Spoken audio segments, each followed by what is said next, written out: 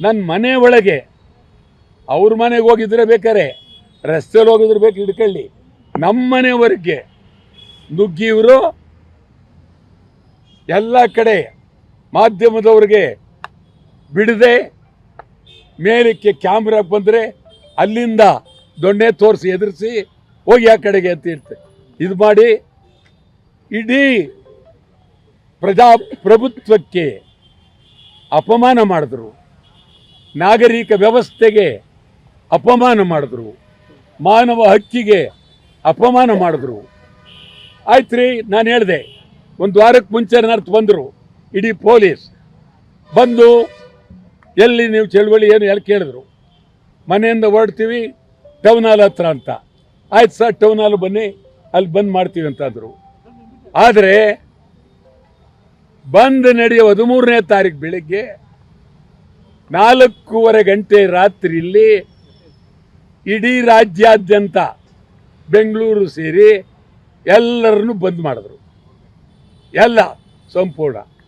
ನಮ್ಮನೆಗೆ 10:00 ಬಂದರು, ಎಲ್ಲ ಒಳಗಡೆ ಬಾಗಿಲು ತೆಗೆದ್ರು, ಎಲ್ಲ ನುಗ್ಗಿದ್ರು ಬಾಗಿಲೊಳಗೆ.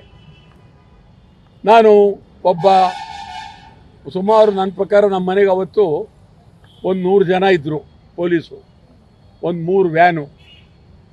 ಹೆಂಗಿತ್ತು ಅಂದರೆ ನಿಮಗೆ ಕಾಶ್ಮೀರದಲ್ಲಿ ಭಯೋತ್ಪಾದಕರು ನಡೀತಾರಲ್ಲ ಅದಕ್ಕಿನ್ನ ಹೊಲಸು, ಕಾಶ್ಮೀರದಲ್ಲಿ ಭಯೋತ್ಪಾದಕರು ನಡೆಯೋ ರೀತಿ ಬಂದರು. ನಾನು ಅವಕ್ಕೆಲ್ಲ ಇಂಥವ್ರು ಎಷ್ಟೋ ಜನ ನೋಡಿದ್ದೀನಿ, ಇದರಲ್ಲ ಆ ಪ್ರಶ್ನೆ ಬೇರೆ.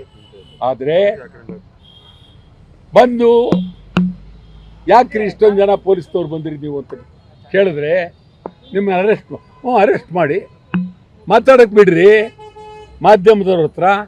ಇಲ್ಲ ಕಂಠ ಮಾತಾಡೋಕ್ಕೆ ಕೂಡ್ದು ಮಾಧ್ಯಮದವ್ರ ಹತ್ರ ಅಂತ ಹೇಳಿದ್ರು.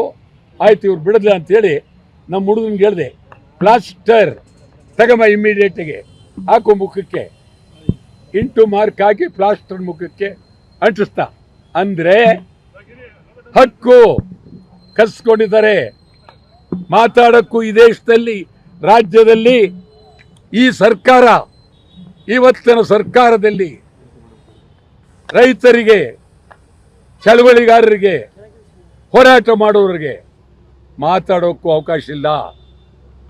ಮಾಧ್ಯಮದವರು ನಮ್ಮ ಮನೆ ಒಳಗೆ ನುಗ್ಗೋದಕ್ಕೆ ಬಹಳ ಪ್ರಯತ್ನ ಪಟ್ಟರು, ಮಾಧ್ಯಮದವ್ರಿಗೂ ಅವಕಾಶ ಕೊಡಲಿಲ್ಲ.